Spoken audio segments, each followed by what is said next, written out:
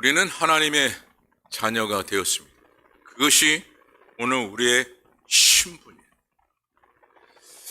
그래서 오늘 우리가 갖춘 그 신분을 정확하게 알고 그 신분에 맞게 살아갈 때 어떤 인생이 되느냐, 가장 가치 있는 인생, 훌륭한 인생, 행복한 인생이 되어지는 것입니다. 그 신분에 맞게 우리가 살아갔어요. 하지만 우리가 잘 알고 있는 성경의 한 인물 우시야, 그는 왕의 신분을 분명히 갖추고 있었습니다. 하지만 그는 제사장들이 감당해야 할 그 분향하는 일을 무엇했느냐? 왕임에도 불구하고 제사장이 하는 일들을 바로 대신하려고 하는 그 모습 때문에 하나님께서 그 모습을 보시고 우시야를 통하여 무엇 하심을 보게 됩니까? 그를 치셨다라고 말씀하며 그에게 문둥병이 걸리도록 하셨다라는 거예요. 그리고 문둥병이 생기고 그 문둥병 때문에 그 우시야 왕은 남은 여생을 어떤 삶으로 살고 말았습니까? 불행한 삶으로 살아가고 말았다라는 거예요. 이와 같은 이 결과가 여러분 무엇입니까? 우시야가 자신의 신분을 바르게 알지 못하는 것과 더불어 바르게 처신하지 못한 그 결과예요. 여러분, 다윗의 아들 아도니아도 자신의 분수를 모르고 자신이 스스로가 왕이라고 선포했다가 큰 낭패를 보았던 것을 말씀을 통해서 보게 되죠. 여기 또한 알 수 있는 것은 자신의 신분을 제대로 아는 자가 겸손한 모습을 보이고 가치 있는 결과를 얻게 된다라는 것을 보게 됩니다. 우리가 잘 알고 있는 세례 요한, 참 훌륭한 인물로 우리는 알고 있습니다. 특별히 그 말씀이 요한복음 3장 30절을 통해서 보게 되는데, 요한복음 3장 30절 말씀을 한번 띄워주시기 바랍니다. 요한복음 3장 30절 말씀 다 같이 한번 읽어봅니다. 시작. 그는 흥하여야겠고 나는 쇠하여야 하리라 하니라. 아멘. 아멘. 지금 세례 요한이 훌륭한 인물이라 이야기할 수 있는 것이 무엇이에요? 그는 흥하여야 하겠고 나는 쇠하여 하리라 하니라. 누가 이런 말을 할 수가 있겠어요? 모든 사람들은 자신을 높여주기를 원하고 또한 본인 스스로가 높여지기를 원하는 것이 모든 사람들의 마음 아닙니까? 하지만 오늘 세례 요한은 그는이라는 것은 예수 그리스도를 말씀하고 있죠. 오직 주님만이 흥하여야겠고 나는 쇠하여지는 것이 맞노라. 철저히 어떤 모습을 보이고 있는 것입니까? 겸손의 모습을 지금 보이고 있는 거예요. 오늘 본문의 기드온도 그렇습니다. 기드온은 구약의 서사 가운데 매우 유명한 인물로 드러나게 되죠. 그 이유는 기드온이 단 300명의 용사를 가지고 미디안 군대 12만 명을 무너뜨리는 놀라운 사건을 이뤘기 때문에 당시 사사시대의 유명한 인물로 기억되고 있습니다. 그 다음에 기드온이 이와 같은 놀라운 사건을 이룰 수 있었던 것은 무엇이냐? 그는 자신의 위치를 먼저 보지 않았고 기드온은 오직 자신의 위치보다 하나님의 위치를 먼저 보았다라는 얘기예요. 그가 하나님을 먼저 보았더니 기드온과 또한 함께했던 300명의 용사는 두려움 없이 전쟁을 치르게 되었고 또한 승리의 결과를 이루게 되었다라는 것이에요. 오늘 우리도 그렇습니다. 기드온처럼 나의 위치를 먼저 보는 자가 아니라 하나님의 위치를 먼저 보는 자가 되어져야 한다라는 것. 그런데 이와 같이 나의 위치를 먼저 보지 않고 하나님의 위치를 볼 수 있는 것은 무엇이냐? 겸손이에요.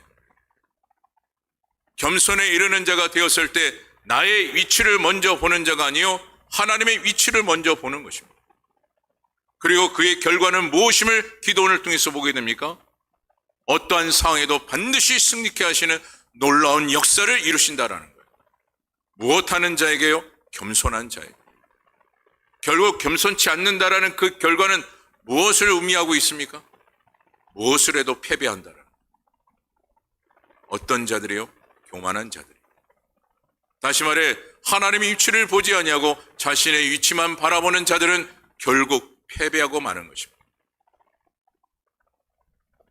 그러므로 오늘 한 인물이 기도를 통해서 우리가 갖춰야 할 신앙의 자세를 우리의 마음 가운데 새겨야 할 텐데, 그 첫째가 스스로가 작은 자다라는 이 고백이 오늘 우리들의 고백이 되어야 한다라는 것이에요.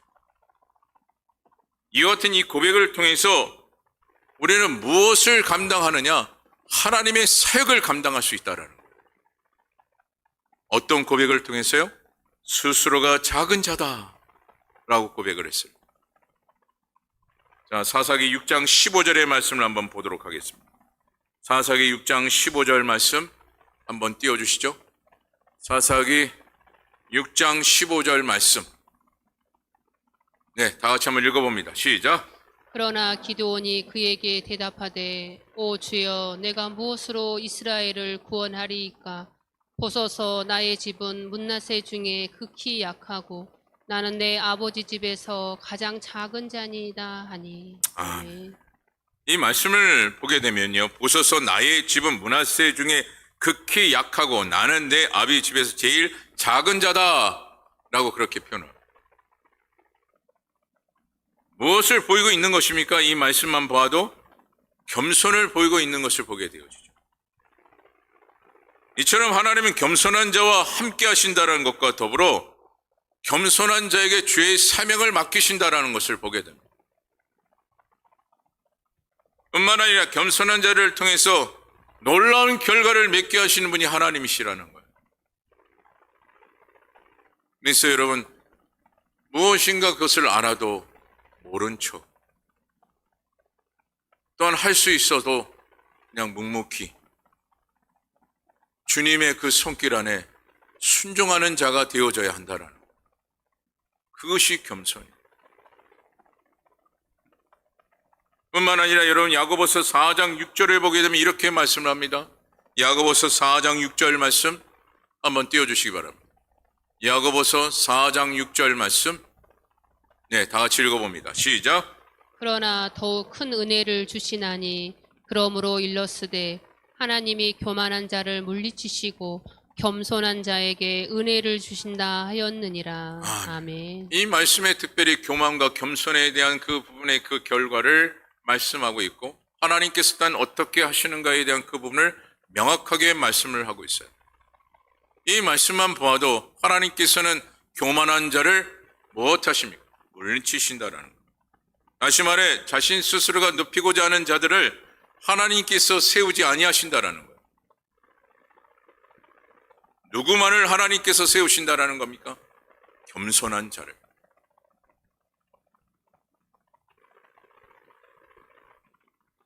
여러분, 이와 같이 하나님께서는 겸손한 자를 하나님께서 동행해 주시고, 또한 겸손한 자를 통해 하나님의 뜻을 이루신다라는 것을 우리는 잊지 말아요. 그래서 오늘 우리는 어떤 자가 되어져야 한다고요? 겸손한 자가 되어져야 합니다. 이것의 가장 좋은 예라고 우리가 또한 표현을 한다면 어떤 예를 우리가 또한 들 수 있느냐? 모르드게를 죽이려 하던 하만의 인물을 우리가 보게 되는데, 그 말씀이 에스더 6장 6절의 말씀이에요. 우리 에스더 6장 6절의 말씀을 같이 또한 한번 읽어보도록 하겠습니다. 에스더 6장 6절 말씀을 한번 띄워주시기 바랍니다. 시작. 하만이 들어오거늘 왕이 묻되 왕이 존귀하게 하기를 원하는 사람에게 어떻게 하여야 하겠느냐?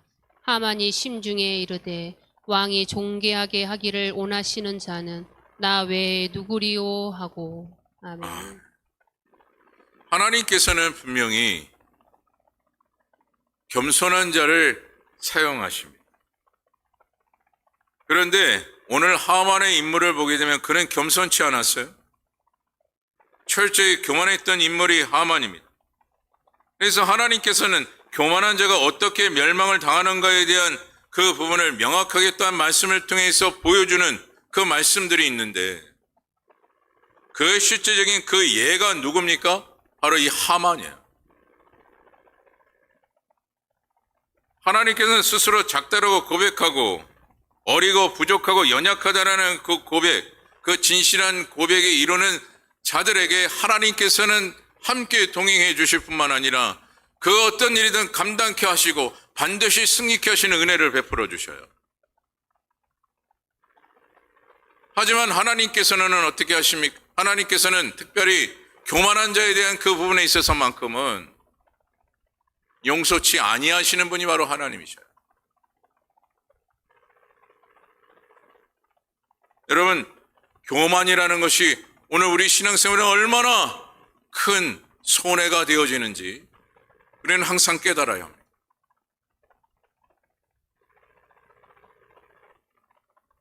교만 그 자체가 오늘 우리의 신앙생활, 우리의 믿음 생활을 철저히 무너뜨리는 악의 존재임을 여러분 잊지 마셔야 합니다. 그래서 오늘 저와 여러분들은 오늘 기도원의 한 인물을 통해 스스로 작다라는 이 고백과 함께 겸손에 이르는 자가 되어 하나님 앞에 쓰임받는 주의 종들이 다 되어지기를 간절히 바랍니다. 특별히 겸손하여서 하나님 앞에 쓰임받는 위대한 인물들을 성경을 통해서 보게 되어지는데 저는 4명의 인물을 한번 여러분들에게 말씀을 드리고자 합니다. 한 사람은 바로 사울 왕입니다. 왜 사울 왕입니까? 라고 그렇게 말씀을 하실 텐데 사울 왕이 얼마나 겸손했는가에 대한 그 부분을 언급했던 메시지가 있어요. 그가 왕이 되기 전에 그가 얼마나 겸손했는가에 대한 그 부분을 언급한 말씀이 있습니다. 자, 그 말씀이 사무엘상 9장 21절이에요. 사무엘상 9장 21절 말씀 우리 다 같이 함께 읽어보도록 하겠습니다. 21절입니다. 시작. 사울이 대답하여 이르되 나는 이스라엘 지파의 가장 작은 지파 베냐민 사람이 아니니까 또 나의 가족은 베냐민 지파 모든 가족 중에 가장 미약하지 아니하니이까 당신이 어찌하여 내게 이같이 말씀하시나이까 하니. 여러분 사울의 이 대답을 보십시오. 얼마나 겸손합니까? 겸손 그 자체예요. 물론 사울에 대한 우리가 결말을 알고 있기 때문에 사울이 어떻게 겸손한 사람입니까? 라고 우리가 이야기할 수 있으나 이 당시의 사울의 고백은 진실에 의한 겸손이었어요.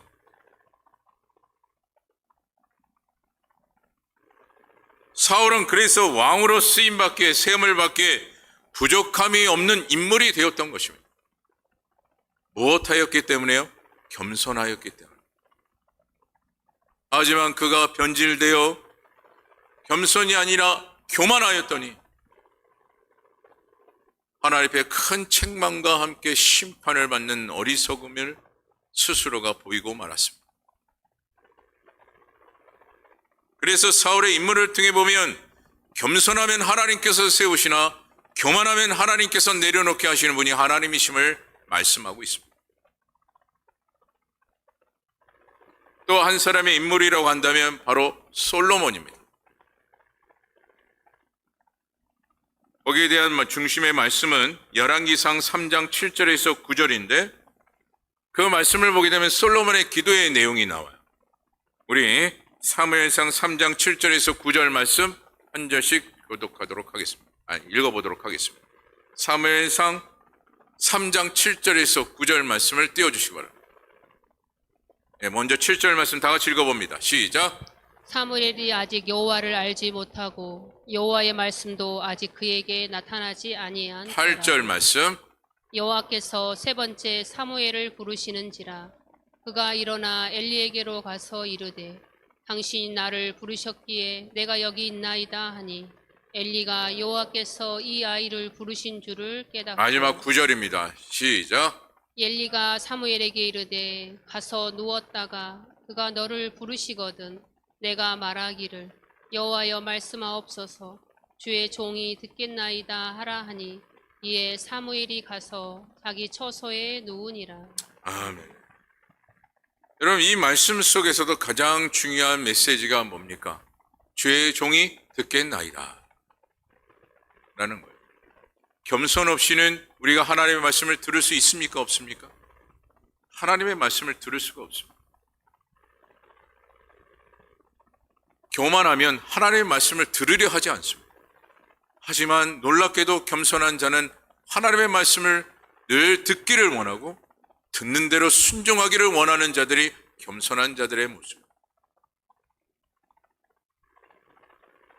그래서 오늘 우리는 겸손해야 되고 겸손한 자로서 늘 우리는 하나님의 말씀을 듣기에 힘쓰는 자요 하나님의 말씀대로 살아가는 자가 되어져야 합니다. 또한 한 사람을 또한 이야기한다면 예레미야 선지자예요. 예레미야 1장 6절의 말씀을 보도록 하겠습니다. 예레미야 6장 1절 말씀. 1장 6절 말씀 한번 띄워주시죠. 예레미야 1장 6절 말씀. 예레미야 1장 6절 말씀 기다리고 있습니다. 예레미야 1장 6절 다 같이 읽어보도록 하겠습니다. 시작. 내가 이르되 슬프도소이다. 주 여호와여 보소서. 나는 아이라 말할 줄을 알지 못하나이다 하니. 이때 하나님께서 말씀하시기를 뭐라 말씀했느냐. 이와 같은 이 고백 속에 너는 아이라 하지 말고 내가 너를 누구에게 보내든지 너는 가며 내가 내게 무엇을 명하든지 너는 말할지니라 라고 말씀하셨어요. 겸손의 모습을 보였더니 하나님께서 예레미야를 더 크게 세워주시는 은혜를 베풀어 주셨다는 것을 보게 되어지죠. 그리고 뿐만 아니라 예레미야 선지자는 어떤 선지자로 하나님께서 세우셨습니까? 가장 위대한 선지자로 세워주시는 그 은혜를 베풀어 주셨어요. 어떠한 고난과 역경과 환경 속에서도 굴하지 않는 위대한 선지자로 하나님께서 세워주셨다는 거예요. 그가 무엇했기 때문에요? 겸손하였기 때문에. 그리고 신약의 대표적인 한 인물을 또한 이야기한다면 누구를 이야기할 수 있습니까? 사도 바울이죠. 고린도전서 15장 8절 말씀을 보도록 하겠습니다. 고린도전서 15장 8절 말씀 띄워주시기 바랍니다. 다시 읽어봅니다. 시작. 하여 난자 같은 내게도 보이셨느니라. 네. 여러분 이 고백이 단순한 고백 같으나 자신의 치부를 완전히 드러내고 있는 고백이에요. 여러분 과거를 드러내고 싶은 사람이 있습니까? 과거를 숨기고 싶은 것이 모든 사람들의 바람이죠. 하지만 겸손한 자는요 과거에 대한 아픔 아랑곳하지 않습니다. 숨기려 하지 않습니다. 오히려 진실로 고백합니다. 이처럼 사도 바울은 자신의 그 모든 치부를 다 고백했어요. 그가 무엇하였기 때문에 그렇습니까? 겸손하였기 때문에. 그래서 사도 바울을 향하여 어떤 인물이라고 우리는 표현하죠? 진실한 인물이라. 진실할 수 있었던 것은 곧 또한 무엇입니까? 겸손하였기에. 오늘날 우리도 마찬가지입니다. 겸손해야 하나님의 일들을 우리가 감당할 수 있다라는 것. 그래서 하나님의 진리의 말씀을 잊지 말아야 한다라는 것. 이것을 여러분들이 꼭 기억하시고 간절히 이 시간을 통해서 바라옵기는 사울과 솔로몬 또한 예레미야 선지자와 더불어 사도 바울 이와 같은 이 겸손의 고백이 오늘 저와 여러분들의 고백이 되어서 하나님 앞에 귀하게 쓰임받는 종이요 승리자의 그 결과를 맺는 주의 종들이 다 되기를 간절히 바랍니다. 제가 사역을 하면서 사역에 대하여 성도님들에게 많이 듣는 이야기 중에 한 이야기가 뭐냐. 목사님, 하나님의 사역을 감당하기 위해서는 은혜가 되어야 주의 사역을 감당하는 것이 아닙니까? 아주 합리적인 이야기를 저한테 이야기하실 때가 많습니다. 맞죠? 하나님의 은혜가 있어야 하나님의 일들을 어디서 많이 듣긴 들어서 저한테 자꾸 이야기를 하시는데 하나님의 은혜가 있어야 사역을 감당하는 거, 예, 맞습니다. 하지만 그 은혜가 무엇과 연관이 되어집니까? 바로 오늘 말씀하고 있는 겸손과 연관이 짙죠. 매우 깊습니다. 하나님의 은혜를 받기까지는 오늘 우리가 겸손해야 하나님의 은혜가 충만합니다. 나 자신이 겸손해야 그 은혜가 있는 것이고, 그 은혜가 있기에 우리는 무엇을 감당할 수 있다고요? 하나님의 사역을 감당하는 것입니다. 그러니까 결국 은혜가 있어야 사역을 감당할 수 있는 것이 아닙니까? 라고 고백하는 것은 스스로가 무엇하지 못하고 있다라는 거예요?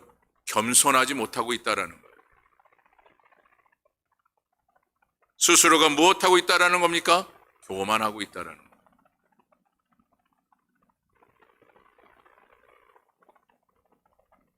그래서 오늘 저와 여러분들은 여러분의 그 사역을 감당하는 일에 있어서 꼭 힘들고 지치고 어려움을 갖고 있다면 먼저 우리가 반드시 풀어야 할 숙제라고 해보았을 때 오늘 말씀대로 겸손의 이 숙제를 우리가 해결해야 합니다.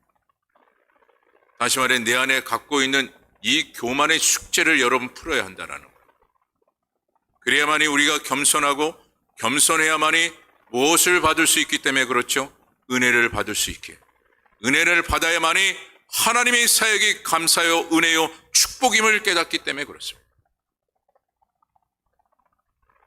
그래서 오늘 저와 여러분들은 먼저 여러분의 그 신분, 하나님의 자녀라는 그 신분을 명확하게 고백할 뿐만 아니라 겸손의 그 모습 때문에 하나님께서 여러분을 크게 들어쓰시는 그 같은 축복의 은혜가 임하기를 간절히 바랍니다. 둘째로 다른 사람들이 보리떡 같은 자라 평가를 내릴지라도 그것을 극복하는 자가 되어져야 한다라는 것입니다. 오늘 본문을 보게 되면 처음에 기드온과 함께 싸우겠다고 나선 이스라엘 백성들이 몇 명임을 보게 됩니까? 32,000명이었어요. 여러분 32,000명이라면 작은 수가 아닙니다. 당시 이스라엘 백성들이 싸우려고 했던 그 남자들이 32,000명이 모였다라는 것은 엄청난 수가 모인 거예요. 그러나 하나님께서 그렇게 모인 가운데 뭐라고 말씀하십니까? 너무 많다. 돌려보내라. 그래서 22,000명이 돌아갔고 남은 인원수가 몇 명이었느냐? 1만 명이었어요. 하지만 하나님께서도 1만 명이 남은 그들을 바라보면 뭐라고 말씀합니까? 아직도 많아. 보내라. 그래서 결국 남은 사람이 몇 명입니까? 300명이에요. 이때 기드온과 사람들의 반응은 어떻습니까? 32,000명이 딱 모일 때는 야, 이게 싸울만하다. 야, 우리가 이겼어. 역시 이렇게 모이고 봐야 돼. 아주 두려움 없이 자신들이 늘 자신감을 가지고 이제는 뭔가 싸울 수 있을 것 같다라는 그런 마음을 품었어요. 근데 하나님께서 계속 가라 하고 300명이 딱 남으니까 그들의 마음의 상태는 어떤 마음입니까? 두려움이 훅 찾아옵니다. 이때 두려워하고 있는 기드온과 그 용사들에게 뭐라고 명령을 하십니까? 그 말씀이 바로 오늘 본문 10절에서 11절이에요. 우리 본문 10절과 11절 말씀 다 같이 함께 읽어봅니다. 10절과 11절 말씀 다 같이 읽어봅니다. 시작.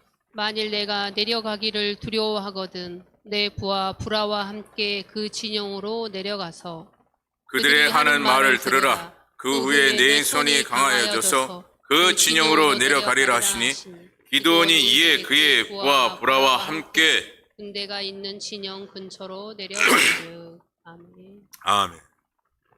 이처럼 기드온이 하나님의 명령을 순종하고 적진으로 내려갔더니 적군들의 꿈 이야기를 듣게 됩니다. 두려운 마음의 그 심정으로.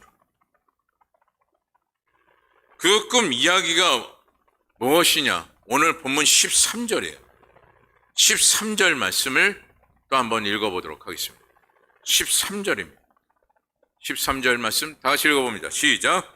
기드온이 그곳에 이른즉 어떤 사람이 그의 친구에게 꿈을 말하여 이르기를 보라 내가 한 꿈을 꾸었는데 꿈에 보리떡 한 덩어리가 미디안 진영으로 굴러 들어와 한 장막에 이르러 그것을 쳐서 무너뜨리고 위쪽으로 엎으니 그 장막이 쓰러지더라. 아멘. 이 적들의 그 꿈 이야기를 지금 기드온이 듣고 있어요. 그런데 이 이야기를 했던 한 적군의 이 이야기에 함께 있었던 한 동무가 14절을 통해서 이렇게 또한 이야기합니다. 14절 말씀 다 같이 읽어봅니다. 시작. 바여 이르되 이는 다른 것이 아니라 이스라엘 사람 요아스의 아들 기드온의 칼이라. 하나님이 미드안과 그 모든 진영을 그의 손에 넘겨 주셨느니라 하더라. 아멘. 지금 13절은 꿈의 이야기지만 14절은 꿈의 해몽을 이야기하고 있는 겁니다. 이것을 누가 들었어요? 기드온이 들었어요. 여러분, 이 꿈 이야기를 한마디로 쉽게 정리하면 기드온은 굴러온 보리떡 같은 존재다라는 거야. 그런데 이 당사자가 그 이야기를 들은 겁니다. 여기서 특별히 보리떡이라는 것은 어떤 의미를 담고 있느냐. 미천하고 보잘것없는 존재를 이야기해요. 그것이 보리떡이에요. 그런데 이와 같이 이 이야기를 적군들에게 듣게 되는데 지금 기드온의 모습이 어떤 모습이었느냐. 보편적으로 이런 얘기를 들으면 화를 내야 하고 어떻게 나를 이와 같이 이야기할 수 있는가? 라고 이야기를 해야 되는데 기드온이 어떻게 합니까? 적군의 평가를 인정하고 극복합니다. 자신의 화를 내려놓습니다. 우리는 작은 소리만 들어도 화가 나지 않습니까? 제가 그럴 리는 없겠지만 여러분들 면전 앞에 쌍욕을 한다면 여러분 어떤 마음이시겠어요? 그 한마디 때문에 저에게 온갖 욕을 다 하실 겁니다.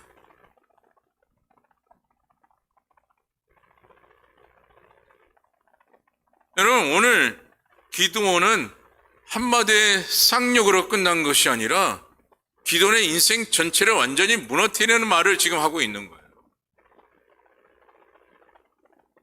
그래서 충분히 화를 낼 수 있음에도 불구하고 오늘 기드온은 어떤 자세를 보여주고 있는 것입니까? 겸손한 자세를 보이고 있는 거예요. 그랬기에 하나님께서는 기드온을 사용하셨고 기드온을 통해서 단 300명에 이르는 그 용사와 함께 승리의 역사를 이루게 하신 것입니다. 그냥 이룬 게 아니에요. 그냥 하나님께서 함께 하셨으니까 그래 300명 아니고 100명이라도 다 이겼구나. 이런 단순한 논리가 아니라 기드온이 겸손하게 겸손한 그 기도를 통해서 300명과 함께 승리의 역사를 이루신 거예요. 그래서 오늘 우리는 무엇 해야 된다고요? 겸손해야 된다는 것입니다. 그리고 셋째로 하나님께서 큰 용사로 인정하심을 믿는 자가 하나님의 사역을 감당하게 된다는 것입니다. 우리 사사기 6장 12절의 말씀을 보도록 하겠습니다. 사사기 6장 12절 말씀. 오늘 말씀이 좀 긴데 여러분 말씀 하나하나를 깊이 마음에 담으셔야 돼요. 사사기 6장 12절 말씀 다 같이 한번 읽어봅니다. 시작. 여호와의 사자가 기드온에게 나타나 이르되 큰 용사여 여호와께서 너와 함께 계시도다 하매. 아멘. 하나님께서 기드온을 향하여 큰 용사라 불러주셨어요. 그러나 기드온은 스스로 무엇이라 말씀하고 있습니까? 작은 아이라. 그리고 다른 사람들은 굴러온 보리떡이라고 했습니다. 그런데 하나님께서는 기드온을 향하여 무엇이라 지금 고백합니까?